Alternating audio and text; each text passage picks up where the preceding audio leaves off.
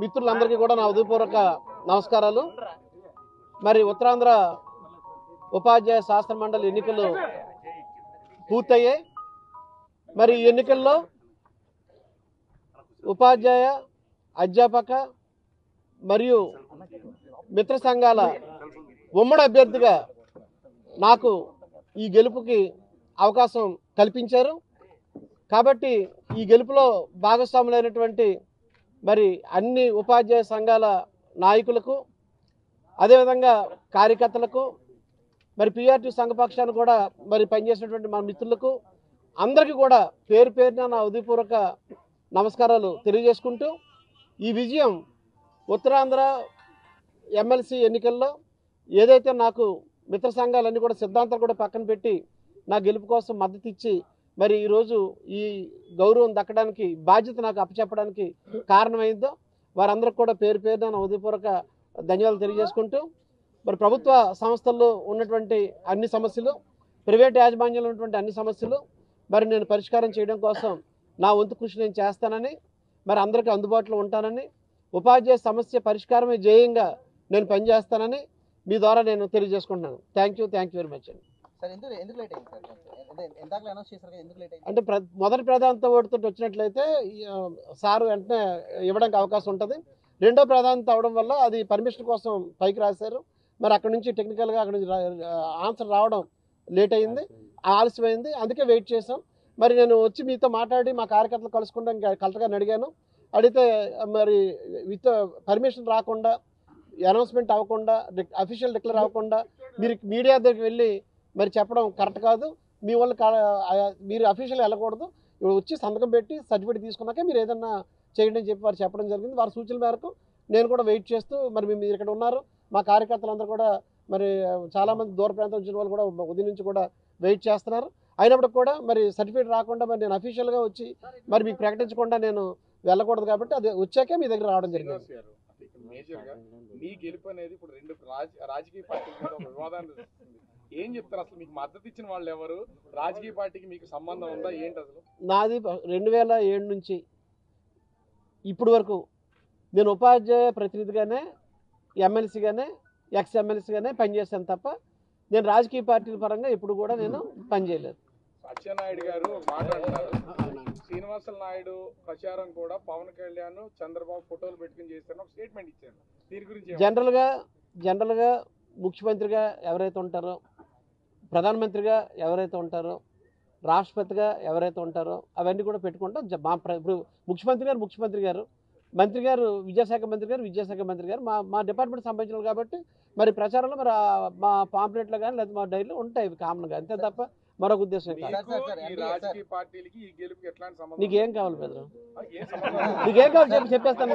నేను చెప్తాను, ఉపాధ్యాయుల తరఫున పోటీ చేశాను, ఉపాధ్యాయ సంఘాల తరఫున నేను గెలిచాను, ఉపాధ్యాయ సంఘాలకి బాధ్యతగా ఉన్నాను నేను.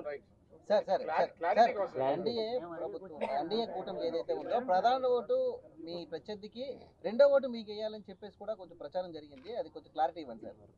అది కింద వరకు మరి వచ్చిందో లేదో నాకు తెలియదు.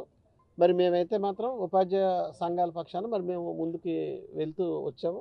అందులో భాగంగానే ఈరోజు ఈ రకంగా జరిగింది. రెండో పదంతో ఓటు కూడా మీకు క్రోడీకరించి రావడం వల్ల ఇన్ని ఓట్లు మీకు వచ్చాయని చెప్పేసి లెక్కలు చెప్తున్నాయి.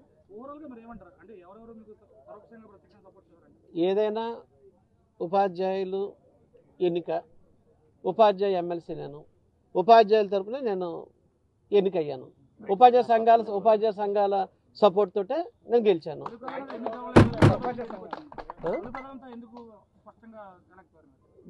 రకరకాల పరిచయాలు ఉంటాయి. ఎలక్షన్ అన్నప్పుడు రకరకాల సమీకరణాలు ఉంటాయి. ఆ సమీకరణలు మనం అనుకున్నట్టుగా రాకపోవచ్చు, కానీ ఇక్కడ సమీకరణలు ఏమైనా గెలడమే ముఖ్యం. నా ఉపాధ్యాయుల అందరి సహకారంతో నేను గెలిచాను. సో ఉపాధ్యాయుల రుణం తీర్చుకోవడం నేను పనిచేస్తాను.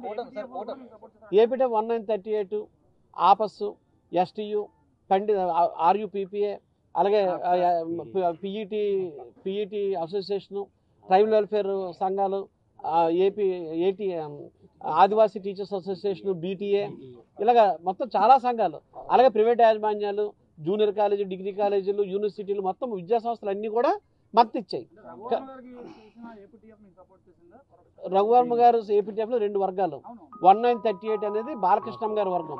బాలకృష్ణ గారి వర్గం మాకు సపోర్ట్ చేసింది పిఆర్టీ సంఘానికి.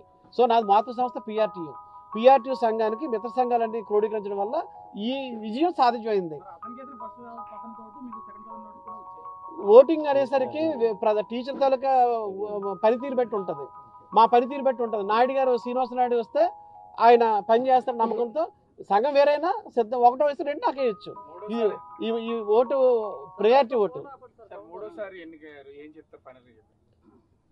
ఈ ఎన్నిక ద్వారా నాకు ఎవరైతే మద్దతు ఇచ్చి ఈరోజు ఈ గౌరవం దక్కడానికి ఈ బాధ్యత నాకు కల్పించారో వారందరి రుణం తీర్చుకోవడానికి, ఈరోజు ఉపాధ్యాయులు ఎవరైతే నా గెలుపులో భాగస్వాములై నా పక్షాన్ని నిలబడి ఈ గౌరవం దక్కించారో వారి రుణం తీర్చుకోవడానికి, ఇంతకుముందు 12 సంవత్సరాలు నేను పనిచేసిన దానికంటే ఇంకెక్కువగా కష్టపడి పనిచేసి వారి సమస్యలన్నీ ఏవైతే ఈరోజు సమస్యలు పేరుకుపోయి ఉన్నాయో ఆ సమస్యలన్నీ తీర్చడం, వారు నా మీద ఏదైతే నమ్మకం పెట్టుకున్నారో నమ్మకాన్ని కాపాడుకోవడం నా బాధ్యత. ప్రభుత్వంతో కలిసి పనిచేస్తారా? ప్రభుత్వంతో కలిసి పనిచేసే సిద్ధంగా ఉన్నారా?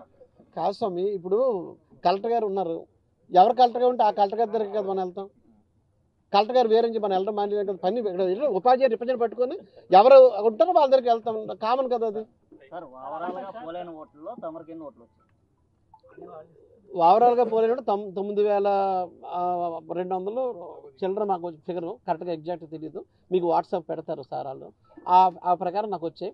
రెండో ఓటుకి ఫస్ట్ ఓటుకి ఇంకా కొంత 800-750 తక్కువ ఉందని చెప్పి దానికోసం మళ్ళీ రఘువర్మ గారిని కూడా ఎలిమినేట్ చేస్తే అవి కూడా కలిపితే 12,600 వచ్చాయి.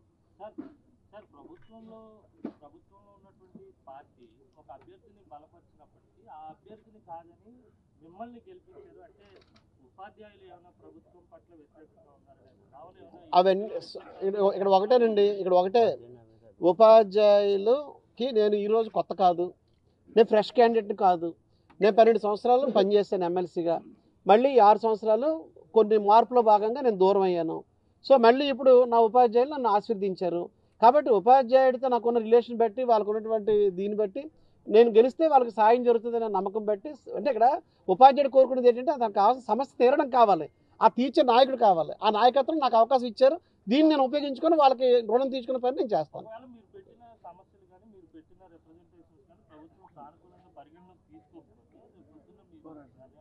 గత 12 సంవత్సరాల్లో తప్పనిసరిగా సామవేద దండోపాయాలని రకాలు ఉంటాయి. మా పిఆర్టీయూ సంఘం మిత్ర సంఘాలు అందరూ కూడా మత్తిచ్చిన సంఘం కూర్చొని సమస్యను ఏ రకంగా పరిష్కరించుకోవాలన్నది చర్చించి, ఇప్పుడు ఇంతకుముందు అయితే నేను ఒక్క నిర్ణయం తీసుకోగలను, ఇప్పుడు మిత్ర సంఘాలు కూడా నాకు జత అయ్యాయి కాబట్టి అందరూ కలిసి సమిష్టి నిర్ణయం తీసుకొని మేము ముందుకెళ్ళి సమస్య సాధన లక్ష్యంగా మేము ముందుకెళ్తాం. మరిన్ని వీడియోస్ కోసం ఛానల్ ని సబ్స్క్రైబ్ చేయండి, లేటెస్ట్ అప్డేట్స్ కోసం వాట్సాప్ ఛానల్ ని ఫాలో అవ్వండి, ఆ లింక్ డిస్క్రిప్షన్ లో ఉంది.